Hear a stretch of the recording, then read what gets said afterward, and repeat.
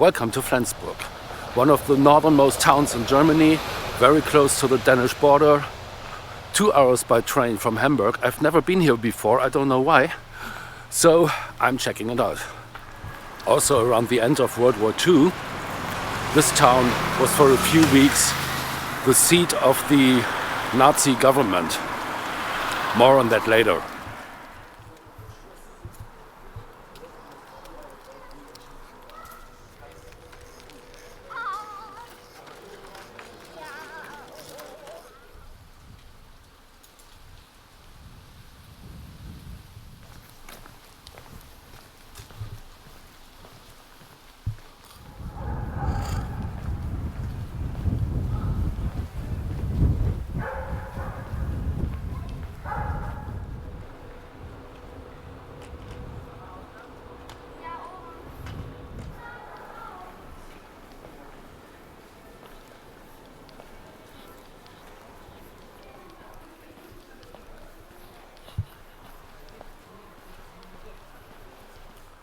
So Flensburg has a population of just under 100,000, and they are trying to get there because having 100,000 also means more federal funding. Actually, for the most part of its history, of its existence, Flensburg has been under Danish rule that only changed in the 1800s, and it still has a very sizable Danish minority population here. The Danish minority has its own party, and several times the mayor of Flensburg actually was from that party, even in the second half of the 20th century.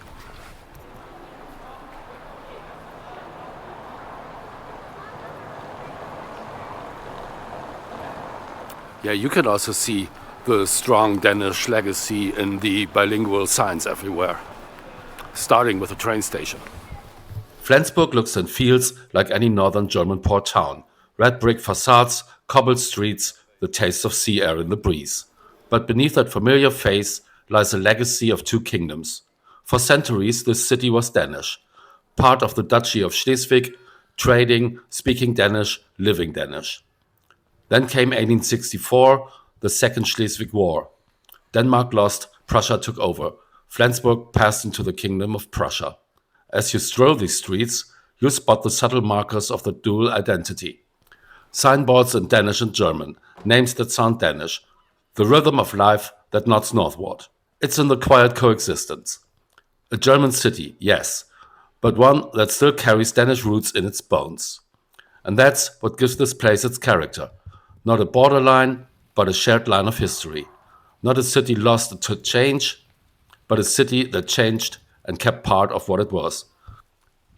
Flensburg is also known for the Flensburger Brewery, one of the best known around northern Germany, and also known for some iconic TV commercials.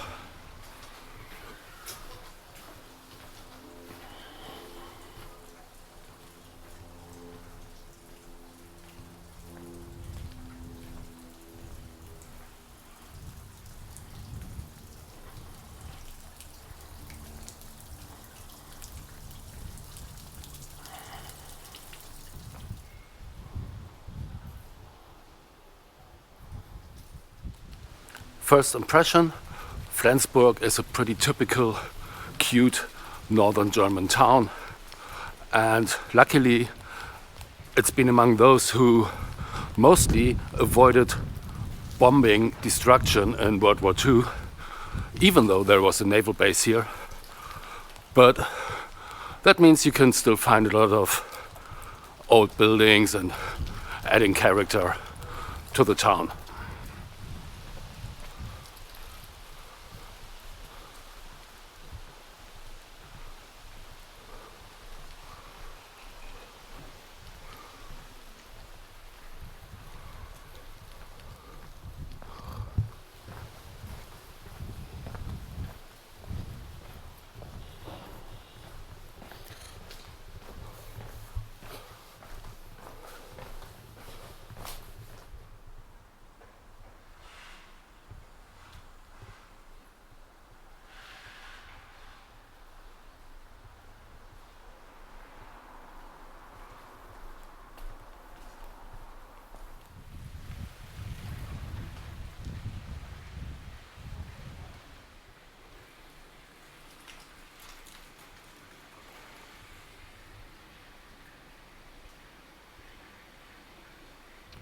Beginning in the latter half of the 1800s, Flensburg also became known for processing rum. Rum first from the West Indies and then from Jamaica. So after some time, a few well-known rum brands from Flensburg actually went onto the German market.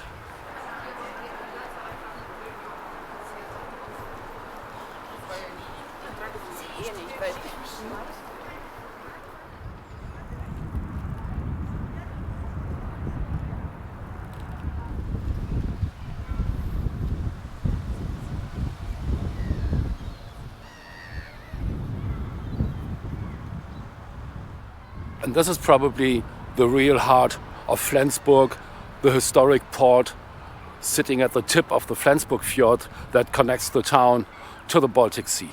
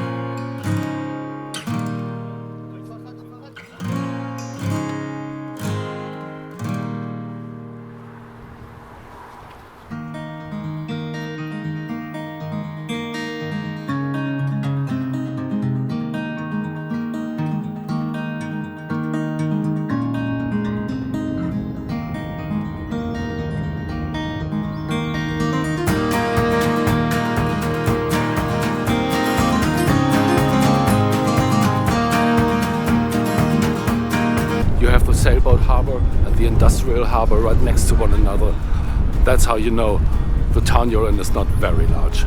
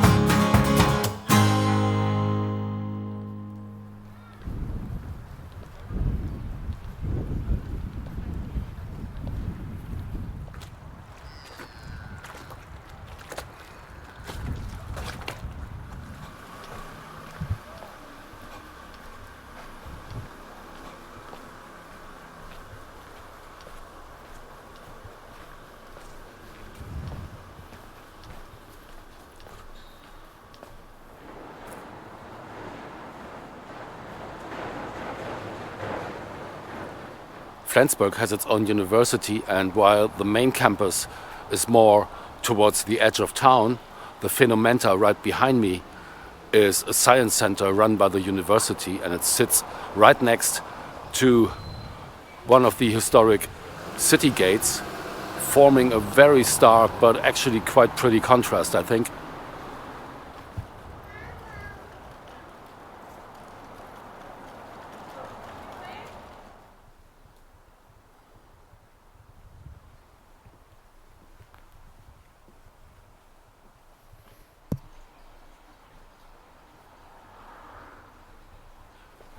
Flensburg has quite a lot of these backyards, and the historic houses in them are actual residences. I'm impressed.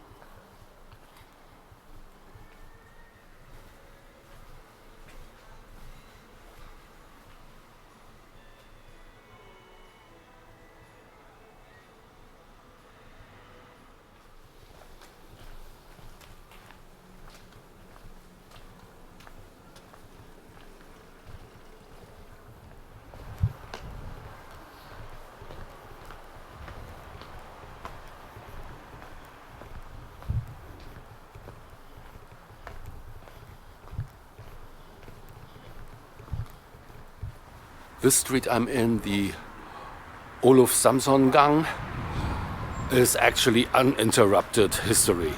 All the houses here were built between the mid-1600s and the early 1800s, and they're still standing. There's not a single modern building in between. And each house has a little note in one of the windows telling something about its history. It's quite cute and also interesting. It was also Flensburg's red light district.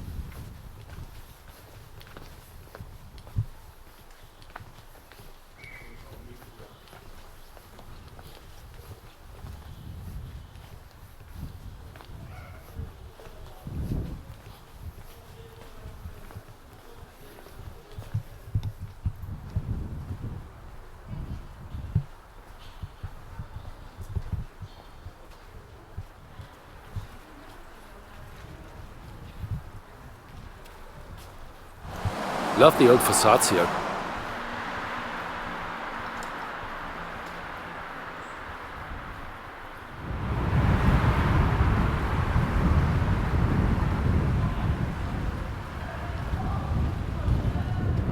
Okay, there is one other place I wanted to show you, but it's a bit further out, so we need one of these things to get there.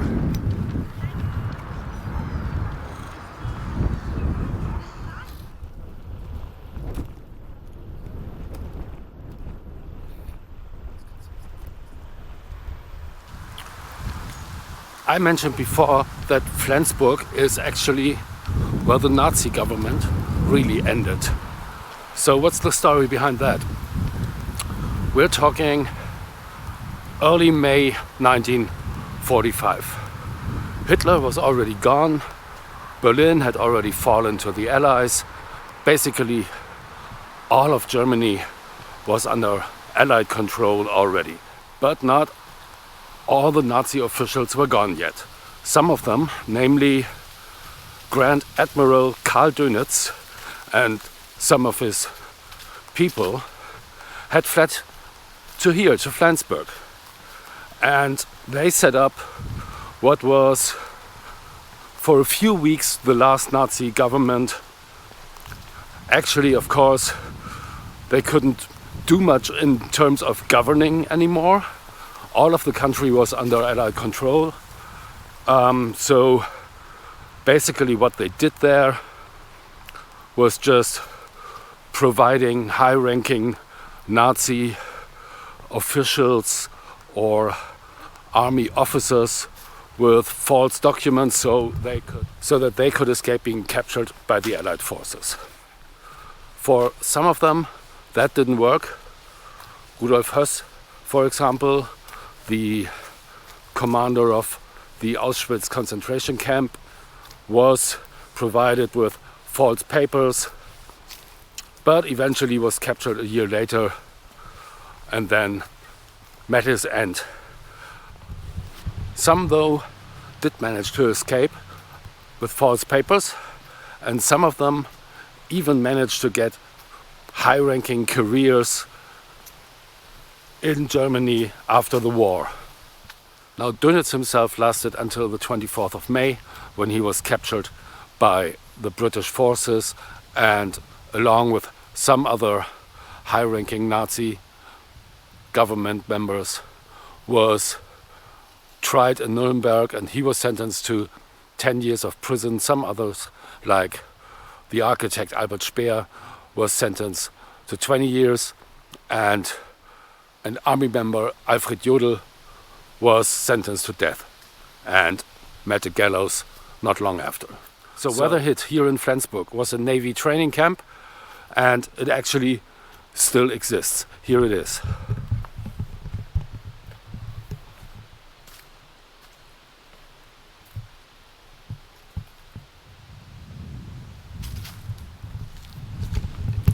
Of course, I cannot film much there.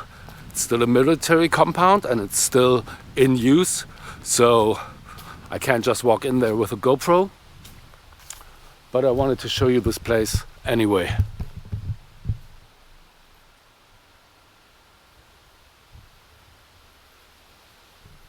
So yes, it's still used as a Navy training camp by the German army, but it's also the place where the world finally got rid of the last remains of the Nazi government. Alright, I am back more in central Flensburg, slowly making my way back to the station. But let's take another walk and enjoy the views by the harbor.